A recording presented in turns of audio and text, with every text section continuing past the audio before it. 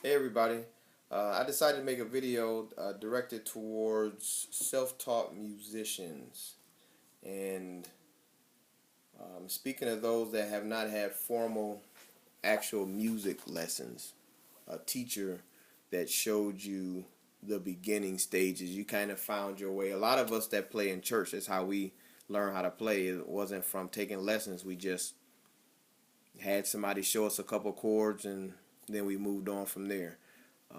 I had a friend of mine, his name is Mark Small. He actually sat down with me and showed me a song, and then I learned that song from beginning to end. And then I started applying the chords that I learned in other keys, and I started hearing those same progressions in other songs. So that's how my journey started. But anyway, along the way, I started playing bass, and I fell in love with bass, and I don't play keys as much. But just recently, I just switched back to playing keys, and what I've discovered is there are some basic principles that I do not have. For one, I used to be what I would call the transpose king. I would transpose any song I was playing, no matter what key it was in. I put it in D flat, and that was my key.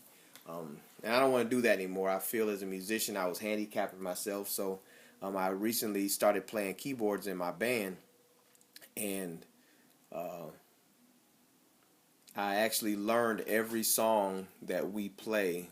I've learned them all in the keys that they're in, the original keys. So I'm proud of myself for not hitting that transpose button. Now it was hard in the beginning. I was transposing just to get the feel of the songs, but um, eventually I said, you know what, I gotta actually just sit down and learn them in the actual key that they were in. So that's what I did. But anyway, what I would like to recommend to you, uh, self-taught musicians, is to learn basic theory. Um, those of us that are self-taught, sometimes we just learn a couple of chords or a couple of riffs on a guitar or something, and we just take that and run with it, but we can't explain what we're doing or even explain to ourselves, what I just did. Was that a major? Was that a minor? What mode is that groove that I'm playing? What is it derived from? What are modes? Stuff like that. So early on, I bought a basic music theory book, and that's how I learned all that stuff.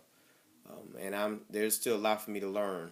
Recently on piano, I've learned that there's certain fingerings that you use when practicing scales, which I didn't know. Like, for instance, I read somewhere that you're not supposed to use your thumb on the black keys. I didn't know that. I've been so-called playing the keyboards for maybe 15 years or so, maybe even 20 years. But I never knew that. So now that I'm trying to reinvent myself on the piano, I'm discovering this stuff. So, that's what prompted me to make this video, because I would very much recommend that any of you out there that have not had formal lessons, not necessarily saying you have to take formal lessons, but do what you can to learn basic theory. If you don't want to spend the money, go to Google and type in basic piano theory, and you'll find tons of information out there that will assist you in learning basic theory. Or you can go to Amazon or something and find books.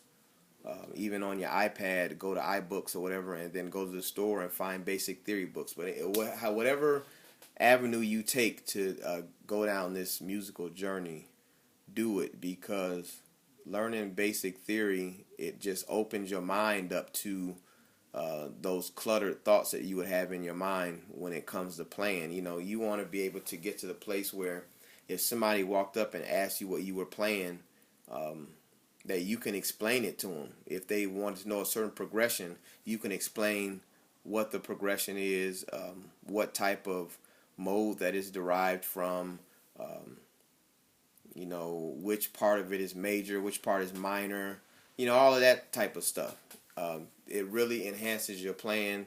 It takes you to a different level, and it makes you more of a respected musician, when you get around people that play a lot better than you, which is what I definitely recommend, that you constantly stay around musicians that play better than you, because you have something to move or look forward to when you hear and see them playing. It gives you an incentive for you to get home and learn more. So with that being said, when you're around those musicians, you don't want to not be able to, you even with basic theory, sometimes you can't even ask the right question because you don't know basic theory, or you don't know the lingo behind basic theory. So you don't know how to ask how they did what they did, or can you show me such and so and so, because you don't have that basic theory. So like I said, Google is your best friend.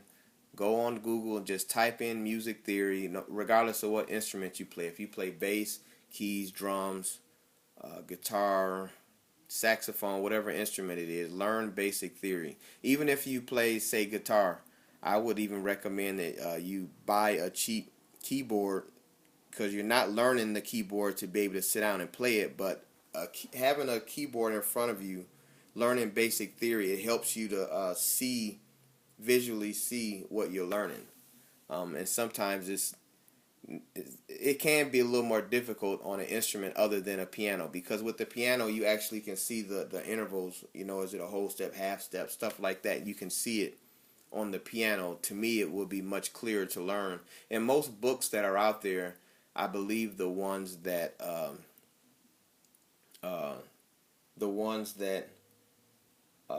deal with piano playing, they're very, I almost want to use the term childlike. It's not very complicated. Learning music theory, it can be intimidating, but if you get the right book, it will open your eyes to things that you never even realized before. So like I said, in my journey, I am learning so much on piano now. And I'm not saying I'm, Corey Henry or anybody like that right now, but I'm just learning a lot, and I'm proud to be able to sit down and play in F or G or D, keys like that, because I stayed completely away from the white keys. I don't know why. I'm not racist. I just stayed away from the white keys. And I learned in D flat, and I did everything in D flat. No matter what key the song was in, I transposed the keyboard to D flat. And the problem with that is when you start getting too far away from whatever key you're actually transposed from, if you're more than 4 or 5 steps away, if you're going lower, it actually can make your playing muddy if you don't know how to invert your chords to liven them up or brighten them up some. Or if you are transposing higher than the actual key that your fingers are in, sometimes the sound could be thin. Before it was nice and full, that nice full tone, but once you start going too high up, it just sounds thin, and it sounds like something's missing. So once again, you have to learn how to invert your chords. And that's even a term, you may not know what that even means, how to invert chords.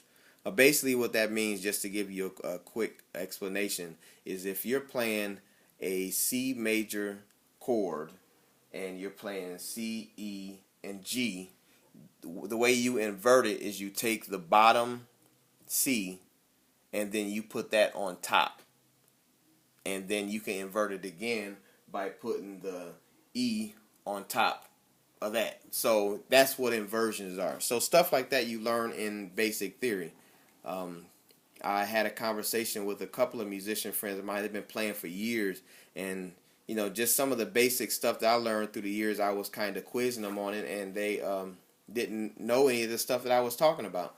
So it just goes to show that there are musicians out there that learn how to play by ear, and they play for years and years and not really know what they're playing. They just know what it's supposed to sound like, but they can't explain it. And that's one thing that I definitely wanted to do, was get to the place where I can even explain it to myself what I just did, or explain what mode I was in when I played the bass riff that I played or whatever. So it definitely enhances your playing. So that's just my 2 cents. I hope this helps you.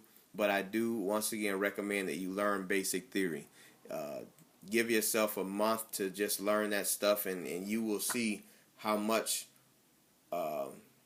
it'll take a load off of the thinking process when you play. And you can just play whatever musical thoughts you have in your head. You don't have to think about it.